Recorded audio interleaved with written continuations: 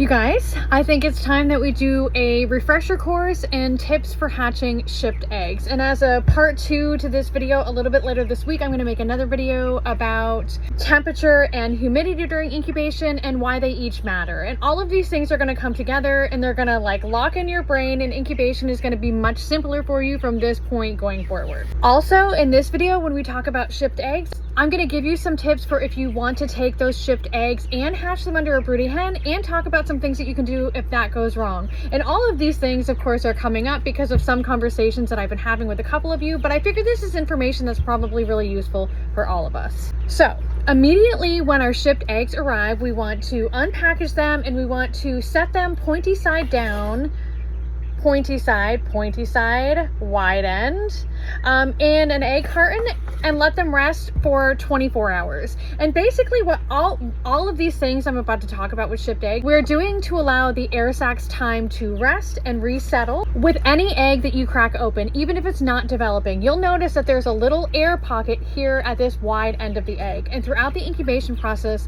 that air pocket gets bigger and it allows oxygen in, and that chick at the end of the incubation cycle, once it's done developing, actually internally pips inside that egg and breathes oxygen from inside that air sac. So that's why it's important. That's why it's important where it is, and that's why it's important the size that it grows. And that's why for our most successful hatching at any point in time, but definitely with shipped eggs, because shipping can be really rough on eggs, we want to do everything that we can to support that air sac health and make sure that it is secure and in the right end of the egg. So that's what all these things I'm about to talk about are. That is the purpose of them. So after we let our eggs rest, room temperature, pointy side down for 24 hours, it's okay to put them in the incubator. We want to incubate at 99.5 degrees. I run my I usually dry hatch, but in general, a good number to run your humidity at is between 35 and 45% up until day 18. At day 18 starts lockdown, and at that point, bumping humidity up to about 55 to 65%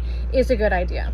So after that first 24 hours, our eggs have rested. We're putting them into the incubator. We still want to, we could candle. You can candle the air sac, and you can kind of hold the egg at like an angle like this and hold your candler right here. And usually you can see the shadow of where the air sac is in there, and you can kind of move the egg. And if the air sac isn't secure, you'll see it moving in there, and you'll see it kind of wobbly up there. So if the air sac is wobbly and not secure, we want to put the eggs in the incubator pointy side down, just like this. No egg turner on. I make these little egg bras, and because I use Nurture Right 360s, and so the eggs can just sit in there in the Nurture Right 360. Or honestly, you can just leave that. If the whole carton will fit in there, you can just put the whole carton in there, and it's no issue at all. I'd say 3 to 5 days like this if the air sacs still aren't attached. If the air sacs are attached anytime within that 3 to 5 days, then you can take them out and put them on their side with the egg turner on as normal. Or you can leave the eggs like this longer if needed as well. It's not going to cause any harm if you just leave the eggs in there like this for the first 3 days and don't turn them at all. Also, I've been reading posts in the Black Hopper Morans community, especially of people incubating their eggs like this, upside, pointy side down in egg cartons, their Morans eggs, the entire time, and they're saying that they're having more successful hatch rates with their Morans this way, and they're just hand turning. So I say all that to say that people have hatched their eggs pointy side down in egg cartons in their incubator the entire incubation process successfully.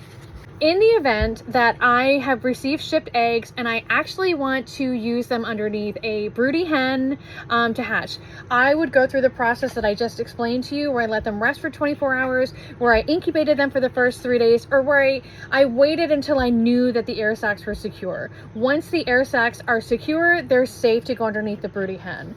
In the event that you put them underneath your broody hen and she's like not having it, she's not going to sit on those eggs, maybe she's just a faker, you can put those eggs back in the incubator with no problem. Or if she's just like a messy, dangerous broody hen, in most cases you can incubate until lockdown and put them under her for the last 3 days, and she'll hatch them out with no problem. I did that recently with one of my blue lace red wyandottes, and it went fine, except the other chickens in that pen went a little cannibalistic with the baby chicks. They didn't know how to act, and so in that case I needed to move her and the baby chicks to another pen, but that's a whole separate issue in video. And listen, sometimes shipped eggs are just really tough. It seems that people hatching my eggs this year, it seems about 40%. A 40% hatch rate on my shipped eggs is normal. Anything more than that has been like super lucky, few and far between, and anything less than that is kind of just goes with the territory of shipped eggs sometime, although I hate hearing those numbers. But it just happens sometimes. Sorry. Sometimes, even with all of these little tricks of the trade, sometimes things just don't go right with shipped eggs, and we just need to prepare for that when we're hatching them. I am always here to support you. If you ever have questions or concerns or need help trying to troubleshoot something or figure out the best course of action to take, please feel free to reach out to me anytime. Sometimes I don't always see messages on the Patreon right away, but usually Facebook messages, I get alerts like more quickly. I check everything daily.